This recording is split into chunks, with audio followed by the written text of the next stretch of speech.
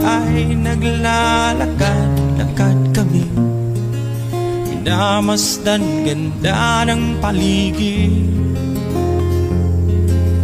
At pagsapit ng dilim, tahimik ang paligid.